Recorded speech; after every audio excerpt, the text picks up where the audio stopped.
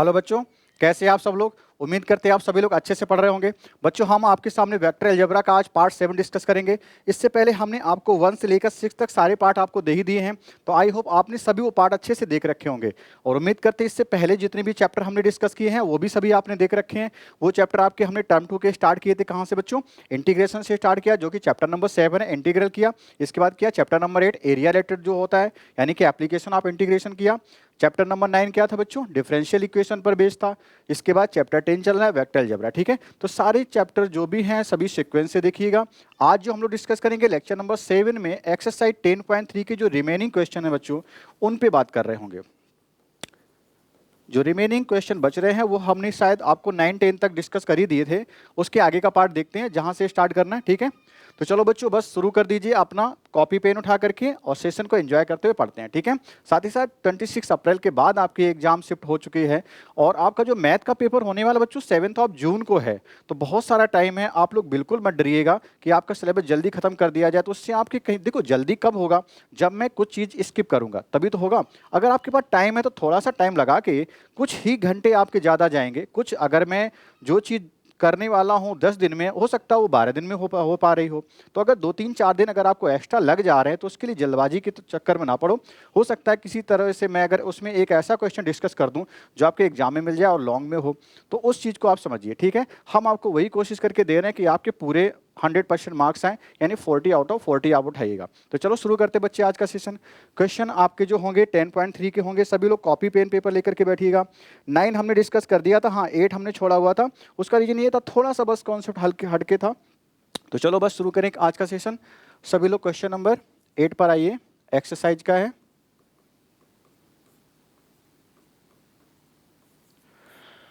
Question में लिखा हुआ है, बिल्कुल अपनी कोचिंग का फील लेकर के ही पढ़िएगा। कह रहा find the magnitude of two vectors A and be having same magnitude. दोनों वेक्टर बच्चे अगर सेम मैग्नीट्यूड के हैं तो वेक्टर ए का मैग्नीट्यूड जितना उतना ही वेक्टर बी का मैग्नीट्यूड भी है। ठीक है, and such that angle between them is 60 degree and scalar product is 1/2। तो इसमें कुछ ऐसा था ही नहीं है ना, यानी कि ए डॉट बी होता है आपका स्केलर प्रोडक्ट दो वेक्टर ए बी का, वो कितना 1/2 है और उनके बीच का एंगल कितना है थीटा, शायद 60 डिग्री गिवन है। ठीक है, कितना गिवन बच्चों? 60 डिग्री गिवन है। तो बस आप सीधे डॉट प्रोडक्ट की डेफिनेशन के अकॉर्डिंग काम कर जाइए, कुछ है नहीं। जल्दबाजी से लैंग्वेज देख के शायद छोड़ दिया होगा। क्या होता है ए डॉट बी? ए का मैग्नीट्यूड बी का मैग्नीट्यूड इनटू में कॉस थीटा। ठीक है, ए बी का डॉट प्रोडक्ट कितना 1/2 है। ए का मैग्नीट्यूड जितना उतना बी का, तो मैं दोनों को ए के टर्म्स में लिख दूं तो वेक्टर ए का मैग्नीट्यूड को मैं ए लिख रहा हूं और बी के मैग्नीट्यूड को भी मैं क्या लिख दे रहा हूं? ए के इक्वल लिख दे रहा हूं। ठीक है, चूंकि उसने हमें यही तो दिया है कि दोनों के मैग्नीट्यूड इक्वल है, दोनों को इक्वल कर दे रहे हैं। अब आगे क्या करना है? कॉस थीटा कॉस 60 होगा। ठीक है, तो कॉस 60 की वैल्यू कितनी होती है? 1/2 होती है। इस 1/2 से 1/2 कैंसिल कर देंगे तो मैग्नीट्यूड ऑफ ए का स्क्वायर बन जाएगा। दो बार मल्टीप्लाई हुआ इक्वल टू क्या 1 आ रहा होगा। डिवाइड में कटा है, प्लस माइनस में नहीं कटा है कि आप उसे जीरो काट के रख रहे हो। मल्टीप्लाई में या डिवाइड में करता बच्चों तो उसका आंसर कितना होता है? 1 होता है। तो किसी का मैग्नीट्यूड का स्क्वायर 1 है। आप जानते हो मैग्नीट्यूड कैसी बच्चे पॉजिटिव क्वांटिटी ट्रीट होती है, इसलिए मैग्नीट्यूड ए इक्वल टू कितना लिखेंगे? 1 यूनिट लिखेंगे। और इतना ही मैग्नीट्यूड उसने खुद बोला है कि वेक्टर बी का भी है, तो इसी को हम वेक्टर बी का मैग्नीट्यूड भी इक्वल में ले रहे होंगे। आई थिंक आपको ये क्वेश्चन समझने में कोई दिक्कत नहीं हो रही होगी अगर आपने सारे प्रीवियस पार्ट देख रखे हैं। ठीक है, तो चलो बच्चों आगे बढ़े अगले क्वेश्चन की ओर। 9 हम लोग डिस्कस कर चुके थे, आप प्रीवियस पार्ट में देख चुके होंगे। 10 में क्या पूछा है? अगर तीन वेक्टर आपको ए बी सी गिवन है such that a plus lambda b is perpendicular to c. देखो हमें प्रूव क्या करना है, अगर वेक्टर ए प्लस लैम्डा बी है और एक वेक्टर सी है, दोनों अगर ये एक दूसरे के परपेंडिकुलर, ये से देखो एक आपको कोई वेक्टर मिलेगा, दो वेक्टर का कॉम्बिनेशन है ये, और दूसरा वेक्टर सी है, वो अगर परपेंडिकुलर है तो उनका डॉट प्रोडक्ट कितना आना चाहिए? 0 आना चाहिए। तो बस ये हमारा क्लू रहेगा। जो अगला क्वेश्चन नंबर कौन सा है बच्चों?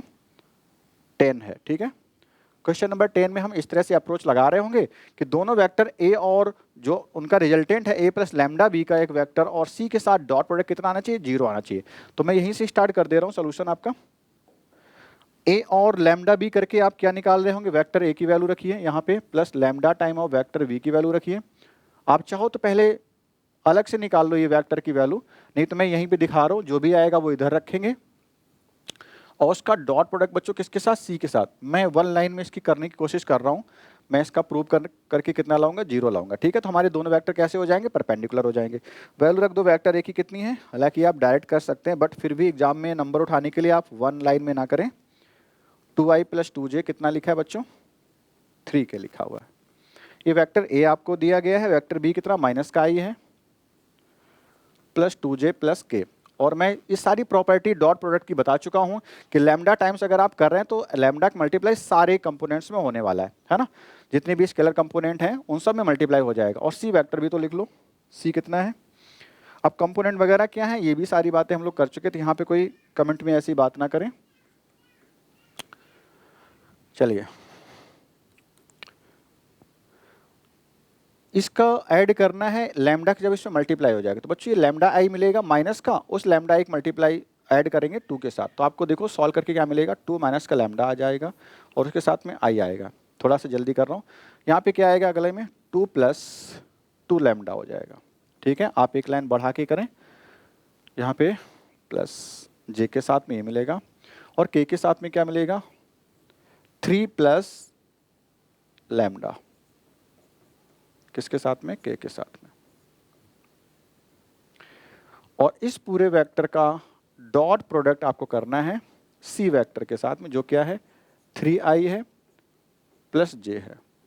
अच्छा, उसने क्या कहा है, लैम्डा प्रूव करना है या हमें लैम्डा की वैल्यू निकालनी है। थोड़ा सा एक बार वंस अगेन रीड करते हैं। अच्छा, find the value of lambda, हमें लैम्डा निकालना है, परपेंडिकुलर गिवन है ना। थोड़ा सा मिस्टेक हो गई यहाँ पे, कुछ ऐसी बड़ी मिस्टेक नहीं, स्टेटमेंट को समझने में थोड़ी सी गलती क्या थी कि उसने कहा है कि ये दोनों परपेंडिकुलर हैं तो लैम्डा की वैल्यू निकालो। ठीक है, तो परपेंडिकुलर है यानी कि दोनों को डॉट प्रोडक्ट 0 ही आएगा, तो हमें सोचना नहीं, दोनों को डॉट प्रोडक्ट 0 आएगा तो लेके चलिए बच्चों, 0 आएगा क्योंकि उसने गिवन है कि परपेंडिकुलर है, दोनों को डॉट प्रोडक्ट 0 लेके चलिए। और डॉट प्रोडक्ट अगर 0 है तो वहां से कोई लैम्डा जैसी चीज है जिसको हमें निकालना होगा। तो डॉट प्रोडक्ट करते कैसे वो देखिए,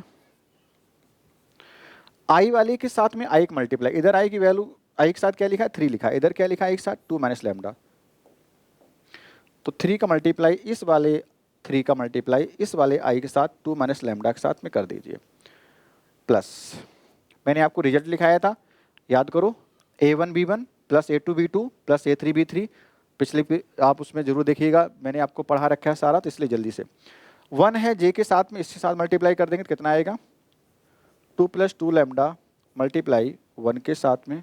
और बच्चों यहाँ जब k नहीं दिया तो आप अपनी इस तसल्ली के लिए k जैसी चीज देखने के लिए थोड़ा सा क्या कर दो, +0k लिख सकते हैं ऐसे, यानी 0 का मल्टीप्लाई k के साथ करोगे तो पूरा 0 हो जाएगा, उसे मैं लिख नहीं रहा हूँ, इक्वल टू कितना 0 चल रहा होगा, ये राइट में जो 0 लिखा उसके इक्वल मैं कर रहा हूँ। चलिए, अब बस सिंपल सी इक्वेशन है कि आप इसे सॉल्व नहीं कर सकते, बिल्कुल कर सकते हैं। 3 × 2 = 6 माइनस का 3 lambda +2 + 2 lambda equal 0, -3 lambda +2 lambda minus का लैम्डा, 6 + 2 कितना 8 इक्वल टू 0, माइनस के लैम्डा को उधर ले जाओ तो प्लस का लैम्डा, इस तरफ कितना 8, तो लैम्डा की वैल्यू कितनी बच्चों आ जाएगी 8 आ जाएगी। सारी चीज़ें सही से करने के बाद आपकी लैम्डा की वैल्यू ऐसे निकल के आ जाएगी। तो एक सिंपल सा क्वेश्चन बच्चों हम लोगों ने डिस्कस किया, आई होप इसमें आपको कोई दिक्कत नहीं है। बस एक चीज़ का ध्यान रखना था कि डॉट प्रोडक्ट आपको गिवन है, क्यों गिवन, क्योंकि दोनों वेक्टर परपेंडिकुलर हैं। अगर दोनों वेक्टर परपेंडिकुलर तो उनका डॉट प्रोडक्ट कितना होता है 0 होता है, तो वही चीज़ हम लेके चले जिसकी वजह से हमें लैम्डा की वैल्यू कितनी मिल गई है 8 आ गई। ठीक है, क्लियर है, चलो आगे बढ़ते हैं। क्वेश्चन नंबर 10 के बाद कह रहा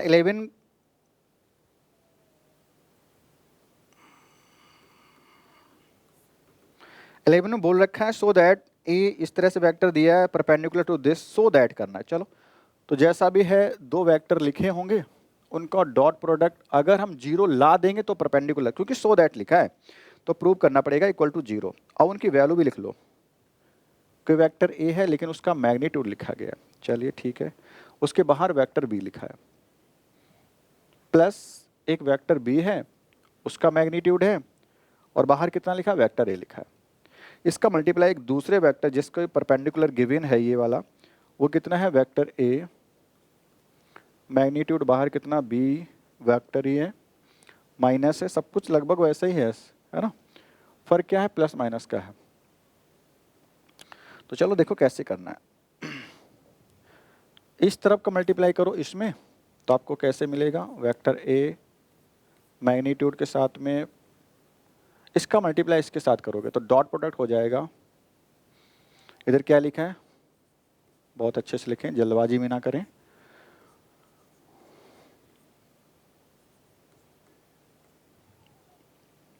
आगे क्या करना होगा, इसका मल्टीप्लाई इधर करना होगा, यानी कि प्लस के जो ये बी है, अभी सिंबल मिटा दे रहा हूँ, पहले ही लिख रहा हूँ, वेक्टर बी, क्या लिख रहा हूँ, हाँ ठीक है, इसका मल्टीप्लाई इसमें पूरे में कर लिया, हाँ इस तरफ से कर रहा हूँ, तो अब इसकी बारी है इसके साथ मल्टीप्लाई करने की, सही चल रहा है, ठीक है। उधर क्या लिखा है, ए वेक्टर मैग्नीट्यूड बी और minus B vector A magnitude. एक बार कंपेयर करते शुरू से, यहाँ पे थोड़ा जगह कम है, माइनस है बी वेक्टर और ए वेक्टर, इस तरह से लिखा है। समझो जरा मैंने क्या किया है, मैंने कहा इस तरह वाले पार्ट का मल्टीप्लाई इस वाले ब्रैकेट के अंदर उसका डॉट प्रोडक्ट कर दो, ये रहा। इधर वाला जो भी है उसका भी इस वाले ब्रैकेट के साथ डॉट प्रोडक्ट आप कर दीजिए, ठीक है। तो मैंने इस तरह से लिखा, तो ये इसके साथ में ये वाला पार्ट हो गया, प्लस ये वाला उसका डॉट प्रोडक्ट इसके साथ में, तो यहाँ पे डॉट प्रोडक्ट भी बना लीजिए इस तरह से प्रॉपर, ठीक है। अब देखो हमें क्या मिलता है, डॉट प्रोडक्ट क्या है, वो भी सबके साथ जाके अंदर सब में मल्टीप्लाई हो जाएगा जिस तरह से है। तो यहाँ पे क्या मिलेगा आपको, वेक्टर ए का मैग्नीट्यूड, वेक्टर बी लिखा है जिसका डॉट प्रोडक्ट हो जाएगा वेक्टर ए के मैग्नीट्यूड। बच्चों मैग्नीट्यूड क्या है, एक नंबर है, आपको बताया गया था कोई रियल नंबर है तो बाहर आ जाएगी, है ना, आगे निकल के आ जाएगी। इधर क्या बचा, वेक्टर बी बचा, ठीक है। अब इसका मल्टीप्लाई करो, ये माइनस की वजह से मैं माइनस यहाँ पे लिख रहा हूँ, वेक्टर ए का मैग्नीट्यूड वेक्टर बी, बहुत आराम से समझना चीज़ों को, लिखने का बस झंझट है और कुछ खास नहीं है। अब इसके साथ dot product vector B magnitude और क्या, ए वेक्टर,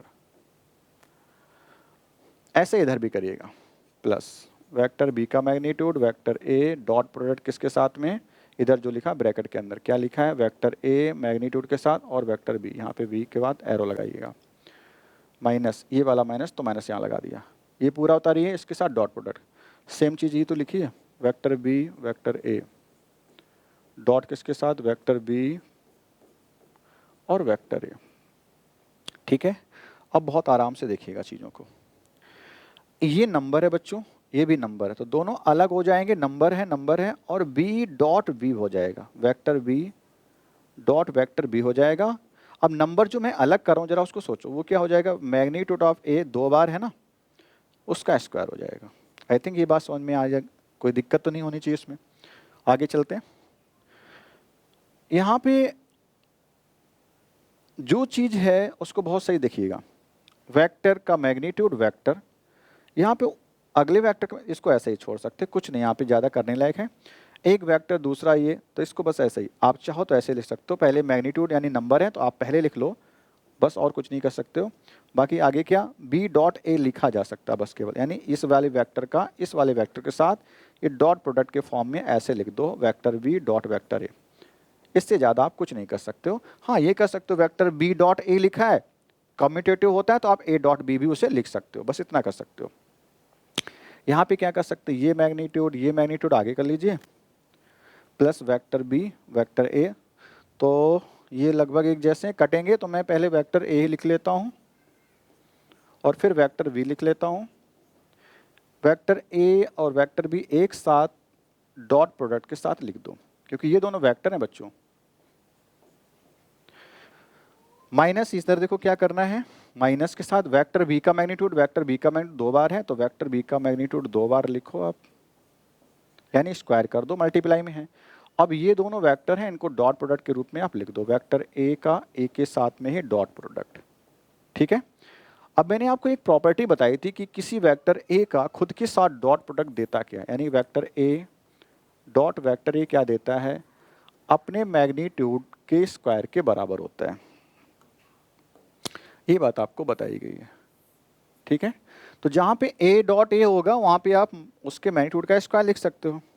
अच्छा ये चीज़ पहले कैंसिल कर लो, थोड़ा कम हो जाएगा, कैंसिल। जो ये चीज़ लिखी है बच्चों, ए डॉट बी है या बी डॉट ए एक जैसा ही तो होता है, एक नंबर दूसरा नंबर वही नंबर इधर वही नंबर है, प्लस माइनस में तो पूरा ही कैंसिल हो जाएगा। ठीक है, ये क्या हो गया, मैग्नीट्यूड ऑफ ए का स्क्वायर हो गया कि नहीं, वो तो लिखा है, उसको कोई करने की जरूरत नहीं है। ये बी डॉट बी क्या देगा बच्चों आपको, a dot a magnitude of a का square, b dot b magnitude of b का स्क्वायर।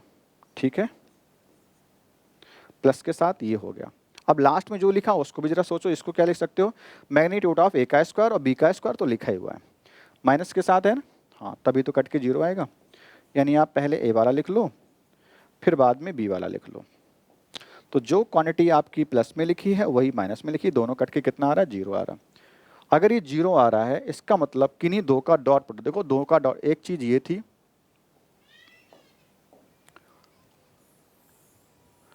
और एक चीज ये है बच्चों, ये दोनों वेक्टर का मैंने डॉट प्रोडक्ट निकाला है, ये देखो, जो कि कितना आया सॉल्व करने पे इक्वल टू जीरो आ रहा है। तो आप क्या कहेंगे कि ये वाला वेक्टर और ये वाला वेक्टर एक दूसरे कैसे हैं, परपेंडिकुलर हैं। ठीक है, कोई इश्यू नहीं यहाँ पे, ये दोनों कैसे हो गए, एक दूसरे के परपेंडिकुलर हो गए। तो बस ये हमें प्रूव करना था, आई थिंक इसमें कोई दिक्कत नहीं होनी चाहिए। तो एक जगह की वजह से या इतना बड़ा इस वजह से लिख नहीं रहा हूँ, आपको क्या लिखना पड़ेगा, हैंस स्टेटमेंट लिखना प्रॉपरली, हैंस दिस आपने ऐसे लिखा, इज परपेंडिकुलर टू दिस, आप यहाँ भी ऐसे लिख देंगे। ठीक है, अच्छे से लिख देना। ओके, चलो आगे बढ़ते हैं। सारे बच्चों को क्वेश्चन अच्छे हैं, सिंपल भी हैं, आप बस प्रैक्टिस करते रहिए, अदरवाइज मैथ में इतना कुछ भी नहीं है। प्रैक्टिस नहीं करोगे, आप सोचो वीडियो को देखते हुए समझ में आ जाए, जितनी देर देख रहे हो उतनी देर बस समझ सकते हो, बाकी नहीं। अगर आप पहली बार ही इसको देखने आ रहे हो कि हम वेक्टर पढ़ना शुरू करते आज से, तो फिर कुछ नहीं आने वाला। ठीक है, आगे बढ़िए।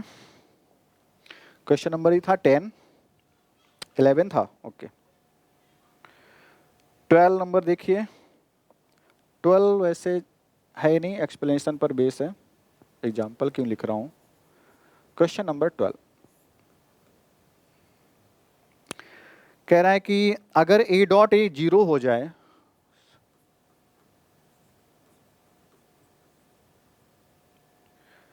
एंड ए डॉट बी भी जीरो हो,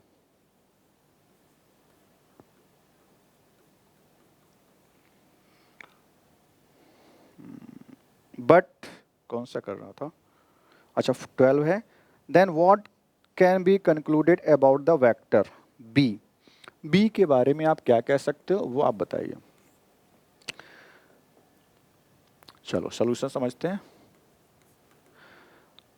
अगर मैं ये कहूं कि वेक्टर ए डॉट वेक्टर ए, यानी किसी वेक्टर का खुद के साथ अगर डॉट प्रोडक्ट आप निकाल रहे हो वो जीरो हो जा रहा है, इसका मतलब सिंपल सी बात है, देखो डॉट प्रोडक्ट जीरो कब होता है, जब दोनों वेक्टर एक दूसरे के परपेंडिकुलर हो, एक दूसरे के, यानी एक पहला वेक्टर है तो कोई दूसरा वेक्टर है, तो दो डिफरेंट वेक्टर तो होने चाहिए ना, यहाँ पे तो दोनों सेम वेक्टर हमने ले रखे हैं, इसका मतलब परपेंडिकुलर वाला कॉन्सेप्ट खत्म।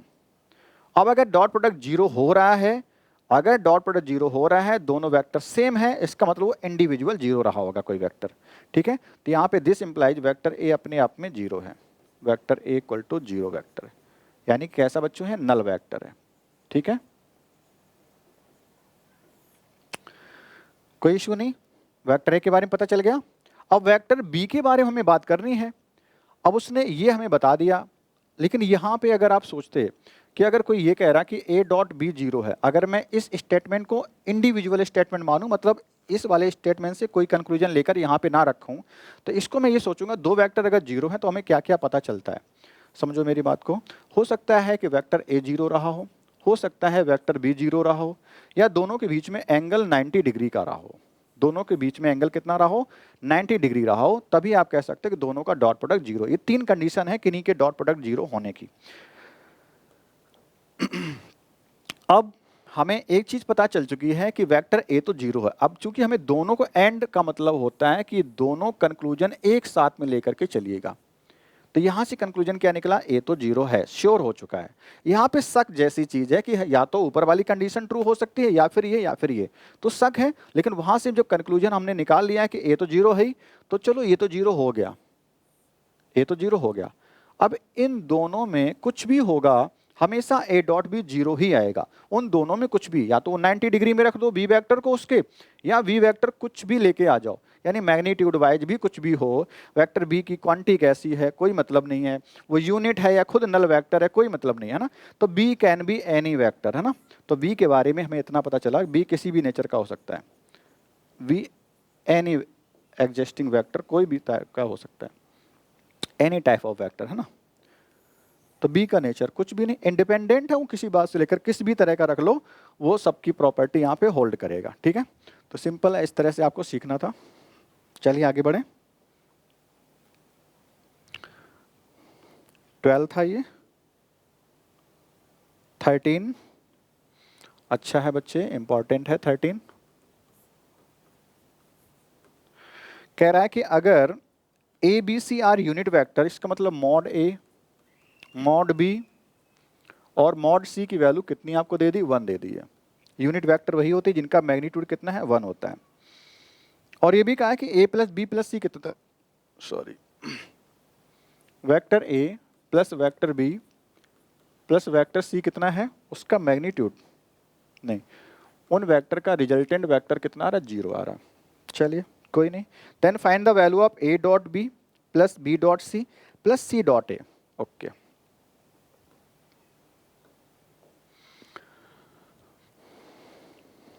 अगर ये मैग्नीट्यूड हमें गिवन है और कोई कंडीशन नहीं है, तो चलो एक काम करते हैं, हम अपने इन्हीं वेक्टर का दूसरे के साथ में डॉट प्रोडक्ट निकालते हैं। ओके, सिंस सॉल्यूशन डालिए आप आराम से।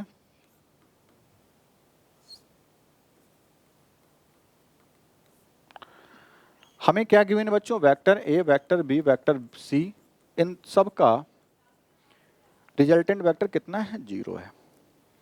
तो अब आप एक काम करिए, अच्छा निकालना क्या वो भी लिख लो, वहीं से तो हमें आइडिया लगता है कि हम कैसे सीखेंगे क्या निकालना है।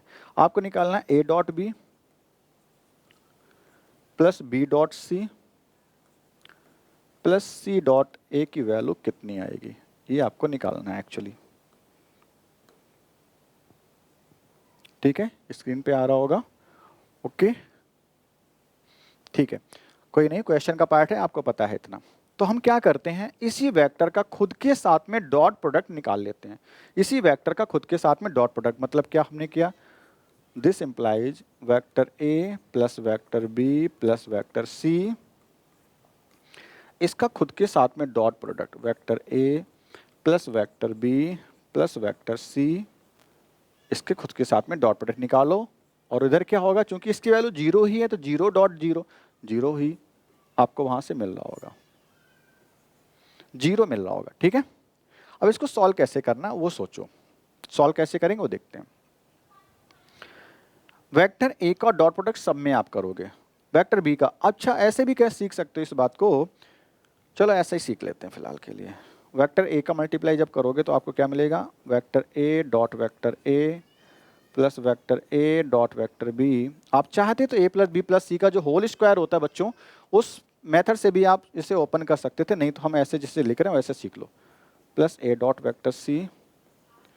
वेक्टर बी की बारी है, सब में मल्टीप्लाई कर दो, वेक्टर बी डॉट वेक्टर ए plus vector B dot vector B plus vector B dot vector c. चूंकि मैंने इतना लिख दिया तो मैं फार्मूला वो नहीं लिख के दिखा रहा हूँ, इतना ही लिख रहा हूँ। ठीक है, सी की बारी आई, plus C vector dot vector ए plus C vector dot vector B plus C vector dot vector सी।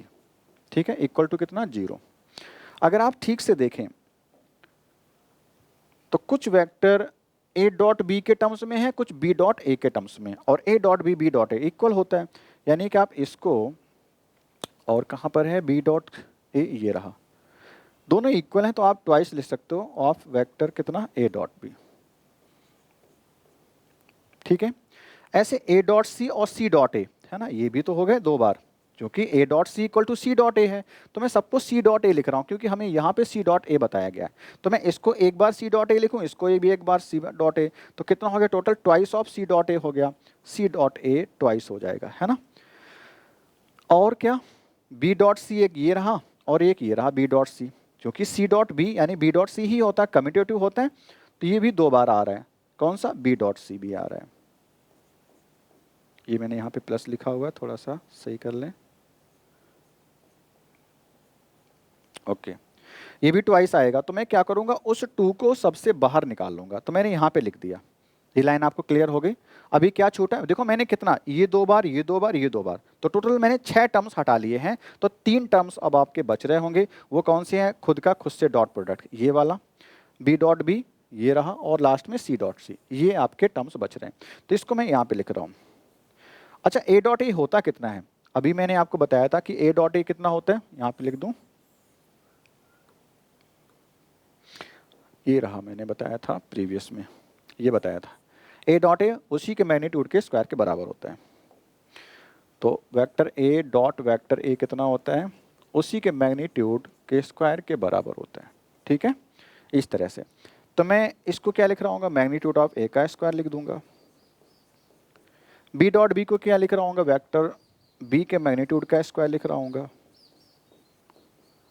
प्लस इधर क्या लिख दूंगा, सी डॉट सी को लिख रहा हूँ वेक्टर सी के मैग्नीट्यूड का स्क्वायर।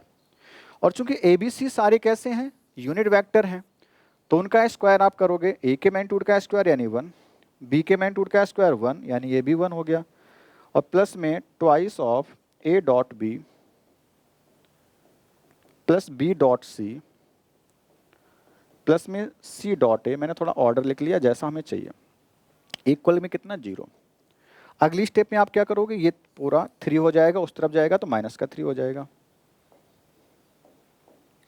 ठीक है, उस तरफ गया माइनस का 3 हो गया।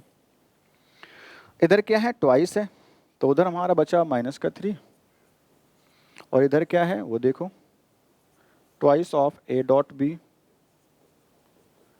B dot C plus C dot A. इस 2 को उधर डिवाइड कर दो, आपका आंसर आ जाएगा vector A dot B plus B dot C plus C dot A equal कितना, -3 उधर लिखा हुआ है, जो 2 मल्टीप्लाई में था उधर भेज दिया, डिवाइड में चला गया। तो इस तरह से एक सिंपल सा क्वेश्चन, थोड़ा सा बस याद रखना था आपको, उस तरह से काम करना था। सॉल्व हो गया बच्चों, अच्छा सा क्वेश्चन है, इंपॉर्टेंट मैंने लिख ही दिया है, तो आप इसको 1 या 2 बार लगा के अपनी पकड़ इस पर बना लें। ठीक है, हालांकि कुछ लोग इसको ए प्लस बी के प्लस सी के होल स्क्वायर से यूज कर रहे होते हैं, बट मैंने आपको 1 लाइन में इस तरह से दिखा दिया, कोई बड़ी बात नहीं है, आप वो लगाएं या ये लगाएं, 1 या 2 लाइन का इधर उधर हो सकता है। आगे बढ़े, क्वेश्चन नंबर कौन सा था बच्चों, ये 13, यस। अच्छा, 14 में भी कुछ वैसा ही लिखा है 12 की तरह, तो थोड़ा सा मैं इसे जल्दी से समझाने की कोशिश करूंगा। 14 में क्या लिखा रहा है, अगर इधर ए और B are 0 then and A dot B, कह रहा कि या तो ए 0 हो या फिर बी 0 हो, और ए डॉट बी भी उसने कह दिया है कि 0 ही है, नहीं देन ये कह रहा है, सही बात है, अगर ए या बी में कोई एक बी 0 हो गया तो ए डॉट बी 0 तो आना ही है, बिल्कुल सही बात है। वो एक स्टेटमेंट उसने बताया, क्या पूछ रहा है, कन्वर्स ट्रू है कि नहीं, इसका यही पूछ रहा होगा, yes. But the converse need not to true, हाँ ये जरूरी नहीं है कि अगर ए बी में कोई 0 हो, बच्चों ये जरूरी बिल्कुल नहीं है, अगर ए बी में कोई 0 है तो रिजल्ट 0 आएगा, ये श्योर है। अगर ए या बी वेक्टर में कोई एक भी 0 है, फिर 0 वेक्टर का आप डॉट प्रोडक्ट दूसरे वेक्टर बी के साथ निकालो तो 0 ही तो आएगा। मैंने ए 0 लिया है, या फिर आप वेक्टर बी का वैल्यू 0 ले लो, उसको वेक्टर ए के साथ डॉट प्रोडक्ट निकाल दो तो भी 0 आएगा। लेकिन ये जरूरी नहीं कि इसका कन्वर्स भी ट्रू हो। मतलब क्या हुआ, अगर 2 vector if A and B are perpendicular, ठीक है, अगर वो दोनों एक दूसरे के परपेंडिकुलर हो जाएंगे वेक्टर ए और बी, तब तो श्योर है कि cos 90 0 बनेगा, दोनों को डॉट प्रोडक्ट भी 0 आ जाएगा। यानी कि श्योर नहीं है कि उल्टे में कन्वर्स ट्रू नहीं है, तो converse need not to be true, but अगर ए और बी में कोई एक भी 0 है तो श्योर है कि ये ऐसा 0 होगा। लेकिन उल्टे में अगर ये नॉन इस तरह से डॉट प्रोडक्ट कोई कह दे 0 है, अगर कोई कह रहा है कि if A dot B equal to 0, तो ये हो सकता है, इट कैन बी, है ना, हो सकता है कि दोनों वेक्टर परपेंडिकुलर रहे हों, इस वजह से ऐसी कंडीशन यानी कि 0 उनका डॉट प्रोडक्ट आ रहा है।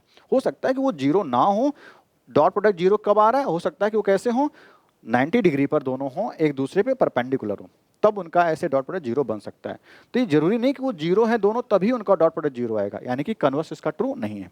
तो इस तरह से बच्चों इसकी एक्सप्लेनेशन थी। आगे बढ़ते हैं, क्वेश्चन नंबर 15।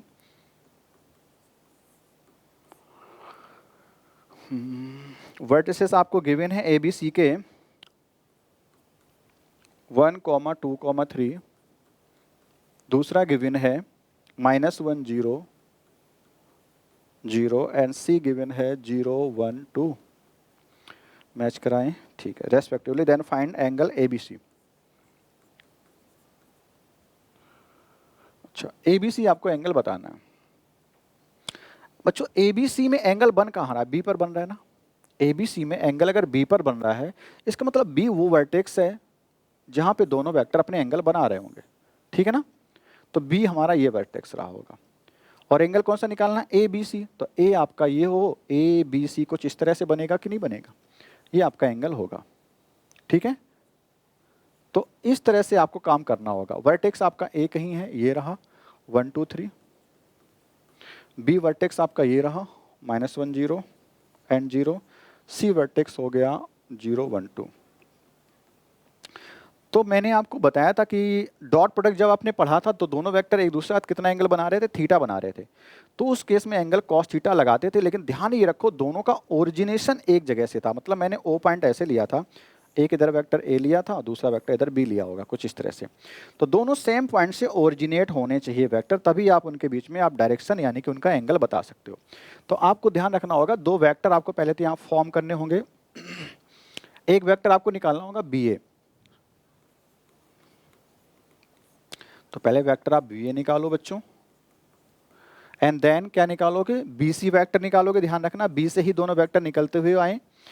BA निकालो, BC निकालो, तब जाके आप क्या करोगे? उनके बीच में cos थीटा आप लगाए के काम करेंगे। तो वेक्टर VA कैसे आएगा वो निकाल देते हैं सीधे।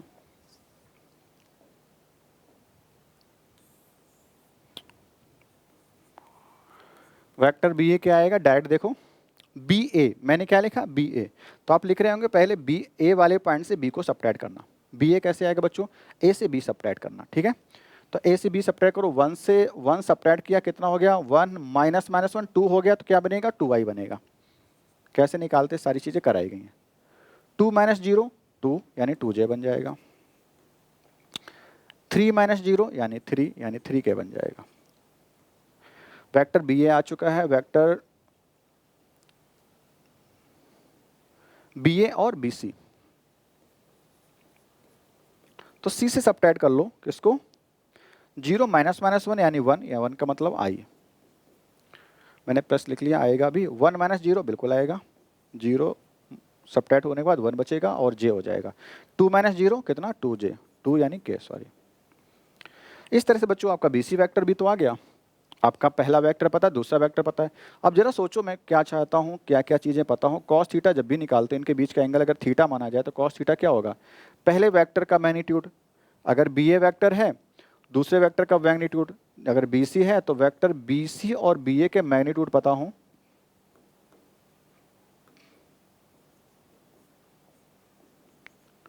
उन मैग्नीट्यूड से क्या करते हो? डिवाइड कर देते हो। फिर क्या पता हो? उन्हीं दोनों वेक्टर BA और BC का डॉट प्रोडक्ट आप ऊपर रखते हो। डॉट प्रोडक्ट ऊपर, मैग्नीट्यूड नीचे, ठीक है। तो ये हमें फार्मूला अप्लाई करना है। तो डॉट प्रोडक्ट तो हम लोग यहाँ निकाल लेते हैं। चलो BA dot BC one line में ही लिख लेते हैं, BA डॉट BC। I को I के साथ मल्टीप्लाई करो, 2, यहाँ पे I के साथ क्या लिखा? 1, तो 2 1 जा 2 हो गया, 2 1 जा 2 हो गया प्लस में ही, और 3 2 जा 6 हो गया, 6 + 4 10 हो गया। इतना तो आ गया। अब क्या करें? BA का मैग्नीट्यूड निकालो। वेक्टर BA का मैग्नीट्यूड 2 का स्क्वायर, 2 का स्क्वायर और 3 का स्क्वायर। 2 का स्क्वायर 4, 2 का स्क्वायर अगेन 4, 8 हो गया, 3 का स्क्वायर 9, 9 + 8 17, रूट के अंदर 17, ठीक है। अगेन वेक्टर BC का मैग्नीट्यूड भी निकालना होगा। वेक्टर BC का मैग्नीट्यूड भी निकालो, कितना आएगा? 1 1 + 4, 1 1 2 + 4 6, रूट में 6 हो गया। ठीक है, ये वैल्यू आप रख देंगे यहाँ पर तो कॉस थीटा आपका निकल के आ जाएगा। कॉस थीटा इक्वल टू क्या लगाना, vector B A dot vector B C dot product कितना आ चुका है, 10 आ चुका है।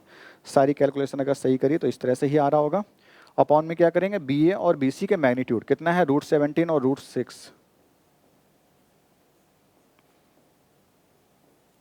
कुछ खास नहीं हो रहा है, बस आप रूट के अंदर मल्टीप्लाई करके रख सकते हो। 106 17 6 जा ओह 6 नहीं 2। अब हमें कुछ ऐसा मिल नहीं रहा तो आप theta equal to cos inverse में बस लिख दो, कॉस इनवर्स 10 अपॉन में रूट के अंदर 102। ठीक है, आई होप इतना ही आंसर आना चाहिए, कुछ ज़्यादा इधर उधर चेंज नहीं होने चाहिए।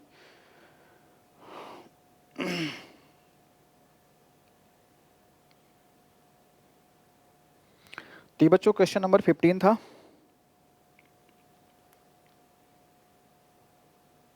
ठीक है, आगे बढ़े। बस ये फार्मूला अगर इसमें हमें याद होता है, कॉस थीटा इक्वल टू क्या, जिन दोनों वेक्टर को लेना है उनके बीच का डॉट प्रोडक्ट और उन्हीं दोनों वेक्टर के मैग्नीट्यूड से डिवाइड कर दो, आपका आंसर आ जाता है। तो इस तरह से बच्चे आसान आसान क्वेश्चंस हैं। आगे बढ़े अगले क्वेश्चन की ओर।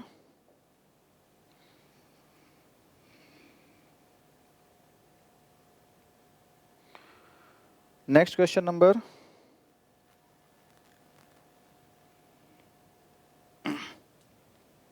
15 था, ये 16 पे आए। अच्छा, कॉलिनियर प्रूव करना है, मैं थोड़ा सा जल्दी करके ख़त्म करना चाहता हूँ, एक एक क्वेश्चन नहीं कराऊंगा अब, बच्चे भी तो 2 हैं। अगर ए बी सी बच्चों आपको 3 पॉइंट दिए जा रहे हैं, कॉलिनियर कह रहा है, तो आप देखो ऐसे समझ लो लॉजिक क्या रहेगा, ये बी रहा ये सी रहा। कॉलिनियर कई तरह से आप निकाल सकते हो। आपको ए पॉइंट दिया है, मैंने पिछली बार भी आपको 3 पॉइंट कॉलिनियर कैसे प्रूव करना है वो बता चुका हूँ।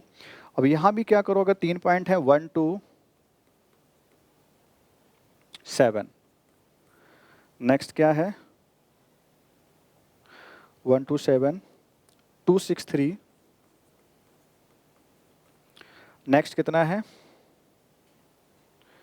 3 10 1, 3 माइनस नहीं 10 के साथ नहीं -1 है।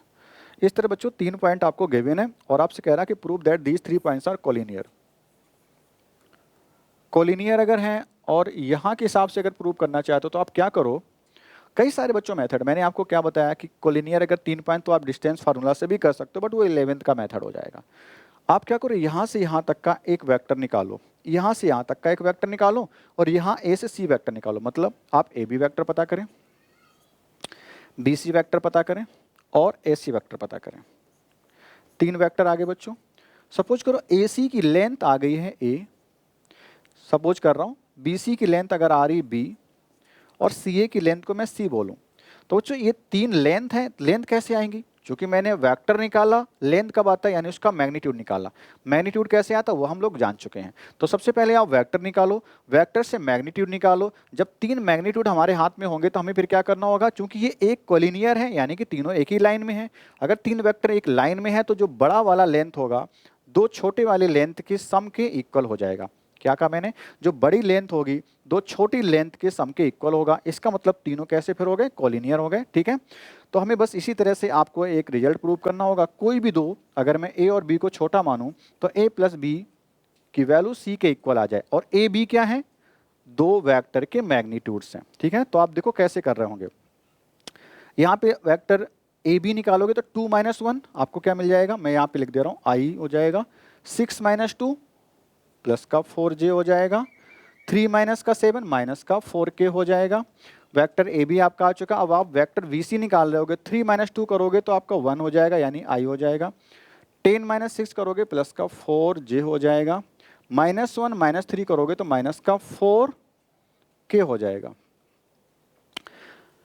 अगर आपको एग्जाम में क्वेश्चन मिले तो एक चीज का ध्यान रखना, अगर ये दोनों वेक्टर कैसे, ये दोनों आपने तीनों पॉइंट से आपने क्या 2 वेक्टर निकाले, अगर वो कॉलिनियर वेक्टर हैं तो उनके आप कंपोनेंट्स का रेशियो भी क्या कर सकते हो, इक्वल प्रूव कर सकते हो, या एक वेक्टर को दूसरे के फॉर्मेट में लिख सकते हो। जैसे मैंने कहा था जब प्रीवियस एक्सरसाइज चल रही थी तो वहाँ मैंने a = λ b के फॉर्म में लिखाया था आपको कोई 2 वेक्टर, यानी कि अभी तो हम पर्टिकुलर एक्सरसाइज में हैं और इस एक्सरसाइज में कोलिनियर कैसे प्रूव करना वो मेथड आपको करा रहे हैं, इसलिए थोड़ा सा बड़ा जा रहा है। लेकिन अगर प्रीवियस बात करें तो उसमें हम लोग यही करते हैं, दोनों वेक्टर को आप क्या करते हैं, 3 पॉइंट से 2 वेक्टर निकाल लो, उन दोनों वेक्टर में क्या करो, उनके कंपोनेंट, जैसे इसमें आई कंपोनेंट कितना 1, इसमें आई कंपोनेंट कितना 1, इक्वल है ना।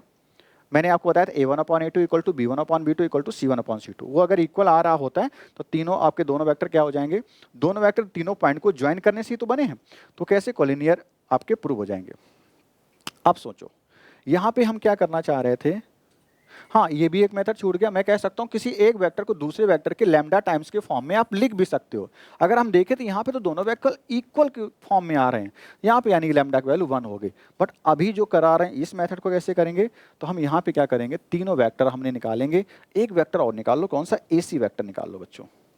AC को मैं कहाँ पे लिख दूँ, AC मैं ऐसे लिख रहा हूँ, ऐसे एरो लगा के यहाँ पे लिखूंगा। AC कैसे आएगा, A और C पे जब काम करोगे, 3 से 1 गया 2, तो 2 को क्या लिखोगे, 2i लिख देना।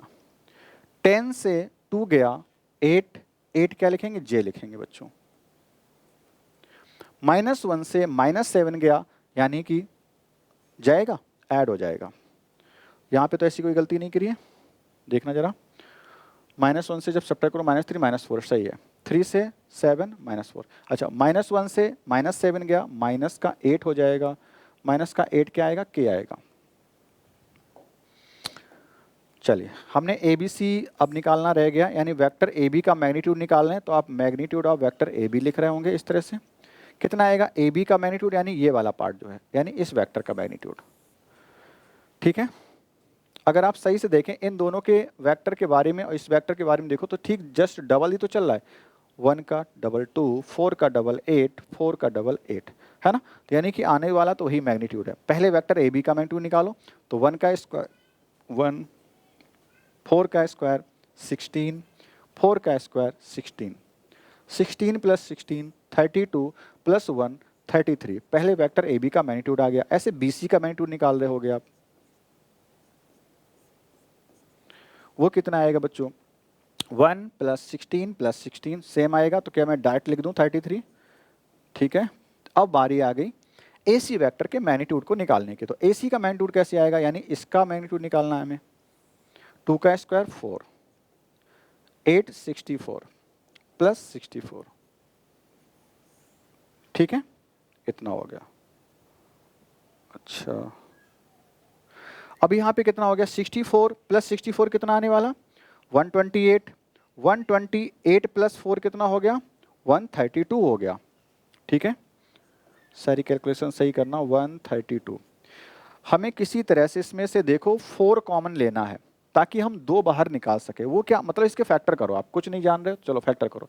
132 11 से तो पक्का कट रहा है, 2 से कटेगा, 2 से एक बार और कटेगा क्योंकि लास्ट में कितना है, चलो 4 से काट ही लें। 2 से काटो कितना आ गया बच्चों, 2 6 जा और कितना 2 4 जा, क्या काट रहा हूं मैं भी, 132 है, अरे यार 4 से ही काटो, जल्दी से खत्म करो। 4 3 जा 12 हो गया, 1 बचा, अगेन 12 बनेगा, 4 3 जा 12। आपको दिख रहा 4 इंटू 33 है, 4 इंटू 33 लिखते ही आपको नजर आ जाना चाहिए कैलकुलेशन एरर्स आना शुरू हो चुकी हैं। यहाँ से बच्चों 2 बाहर निकाल लो, कितना आ गया, 2 रूट में 33 आ गया, ठीक है। ये सारा रफ पार्ट है। तो अब आप ये कह सकते हो कि 2 रूट में 33 है, यानी कि 2 रूट 33 आएगा कैसे, जब 2 बार आपने 33 को ऐड किया है, यानी कि वेक्टर AC जो है उसका मैग्नीट्यूड जो आ रहा है, यानी मैग्नीट्यूड ऑफ AC जो आ रहा है 2 रूट ऑफ 33 आ रहा है। इसको क्या लिख सकते हो, 2 बार 33 लिख सकते हो, मतलब कि 2 बार रूट में 33 प्लस रूट 33 आप लिख दो। पहले वाले 33 को क्या लिख सकते हो, पहले वाले वेक्टर यानी AB का मैग्नीट्यूड, तो वेक्टर AB का मैग्नीट्यूड लिख दो। दूसरे वाले को क्या लिख सकते हैं, दूसरे वेक्टर यानी कि BC के मैग्नीट्यूड के बराबर लिख सकते हैं ना। कुछ इस तरह से प्रोसेस हमने कर दी। तो वेक्टर AC का मैग्नीट्यूड वेक्टर AB और वेक्टर BC के मैग्नीट्यूड के सम के बराबर है। इसका मतलब हो गया तीनों पॉइंट्स कैसे हैं, फिर collinear, hence the 3 points are collinear, so ABC are collinear. मैं रनिंग में लिख रहा हूँ, मैंने लिख दिया, ठीक है, कोई इशू नहीं यहाँ तक। तो बड़े आराम से आपकी एक्सरसाइज फिनिश होने जा रही है। एक दो क्वेश्चन और जो बच रहे हैं उनको भी देख लो अगर वो करने लायक हैं, नहीं तो आज का सेशन यहीं पे टर्मिनेट करने की कोशिश करेंगे। सो दैट द ये राइट एंगल के हैं तो आप 17 डू योर सेल्फ बच्चों खुद से करें, ठीक है, खुद से करें। 17 नंबर। 18 में क्या ऐसी बड़ी बात है, कुछ नहीं है शायद। 18 में कह रहा है कि if A is a non zero vector of magnitude A and lambda is a non zero scalar then lambda times of vector A is unit vector. ये बच्चों यूनिट वेक्टर है, इफ आपको बताना है कब ऐसा क्या हो कि यूनिट वेक्टर हो। तो अगर ये यूनिट वेक्टर है तो सोल्यूशन में क्या लिखेंगे हम लोग, lambda times of vector A, उसका मैग्नीट्यूड कितना आना चाहिए बच्चों, 1 आना चाहिए।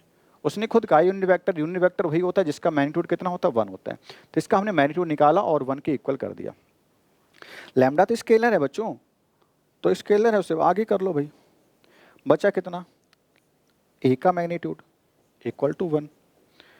तो अगर ए का मैग्नीट्यूड आपको निकालना है कितना आएगा, 1/λ। क्या निकालना था बच्चों आपको, लैम्डा की वैल्यू निकालनी है। अच्छा तो लैम्डा टाइम्स आप इस तरफ लिखो। अच्छा ए का मैग्नीट्यूड उसने गिवन था, ये गिवन है, लिखा था ना वेक्टर ए का मैग्नीट्यूड ए है शुरू में, देखिए हाँ, तो ये हमें इस तरह से गिवन है, ऐसे गिवन है। तो यहाँ पे हम क्या लिख सकते हैं, वेक्टर ए का मैग्नीट्यूड यानी ए लिख सकते हैं। तो lambda times of vector A का मैग्नीट्यूड, ऑप्शन देखिए कौन कौन से मैच कर सकते हैं। अच्छा लैम्डा स्केलर है, उसने ये नहीं बोला प्लस माइनस के बारे में, तो इन्होंने मॉड में आंसर दिया है, तो आप भी चलो मॉड के रूप में लिख लो इसको फिलहाल। ओके तो इसकी वैल्यू मैं ए लिख दे रहा हूँ फिलहाल, और इक्वल टू कितना, 1। तो यहाँ से जब आप ये ए लिखो इस तरह से इक्वल टू 1, अब क्या हमें चाहिए, लैम्डा की वैल्यू या ए की value. Then if and on lambda कितना होना चाहिए, 1 होना चाहिए, ऑप्शन नंबर ए। ऐसा कुछ तो हमें पता नहीं, लैम्डा 1 अगर हो जाएगा इसका मतलब ए की वैल्यू 1 होगी तभी तो आएगा, ठीक है। लैम्डा इक्वल टू -1 ऐसा कुछ नहीं है भाई। ए इक्वल टू लैम्डा बिल्कुल भी नहीं कह रहा है, तो लास्ट ऑप्शन डी फिर सही कर ही दो। ए की वैल्यू यहाँ से निकाल के जरा देखो कितनी आएगी, 1 में लैम्डा आ जाएगा, ये आ जाएगा। मॉड ये क्यों ले रहे हैं, क्योंकि यहाँ पे हमने थोड़ा सा जल्दबाजी में करके ऐसे हटा दिया ना। देखो मॉड है, दोनों बाहर आएंगे तो इस तरह से बच्चों बाहर आएंगे, ठीक है, इस तरह से, ठीक है। इसका मैग्नीट्यूड आपको ए गिवन था इक्वल टू 1, ए जब उधर भेजा ए की वैल्यू निकालोगे तो ये लैम्डा इस तरह से डिवाइड में आएगा। क्लियर है। तो यहाँ तक बच्चों हम लोगों ने बात करी। आई होप सारी क्वेश्चन आपको अच्छे समझ में आए होंगे। ये आपकी एक्सरसाइज 10.3 थी, इस तरह से फिनिश हो रही हमारी तरफ से पूरी तरह से डन है बच्चों। आगे जो हम लोग पढ़ेंगे क्रॉस प्रोडक्ट पढ़ेंगे नेक्स्ट पार्ट में। तो यहाँ तक बच्चों सभी लोग अच्छे से करते रहिए, पढ़ते रहिए बार बार। जो भी चीज़ें प्रॉब्लम क्रिएट कर रहे हैं हमसे डिस्कस करिए, कमेंट में जरूर बताइए। कमेंट हम आपके जरूर रीड करते हैं। आपको मेंशन नहीं कर रहे होते किसी चीज़ को लेकर के, पर्टिकुलर किसी बच्चे का नेम नहीं ले रहे होते, लेकिन कमेंट मोस्टली हम भी पढ़ते हैं और सुनील सर भी आपके पढ़ते हैं, ठीक है। तो बच्चों अगले सेशन मिलेंगे यहाँ तक के लिए, और सेशन को सबके साथ शेयर जरूर करिए, क्योंकि अब आप लोग डेट शीट आने की वजह से थोड़ा सा कहीं ना कहीं हो सकता है आराम करने की कोशिश कर रहे हो कि टाइम आपका बढ़ गया है, लेकिन ये आराम करने का टाइम नहीं है। क्योंकि डेट शीट अगर बढ़ी है इसका मतलब आपको टाइम दिया गया है कि आपने जो शुरू में जब लॉकडाउन की सिचुएशन थी वहाँ पर शायद आपके स्कूल ऑनलाइन थे, आप अच्छे से ना पढ़ पाए हों, तो अब आपको टाइम इसलिए दिया गया कि आप लोग उसी स्टेमिना से पूरा स्कोर करिए जितनी आपकी स्टेमिना है। तो बस जुड़े रहिए, पढ़ते रहिए, और मिलते हैं बच्चों आगे अच्छे लेक्चर में। Thank you very much.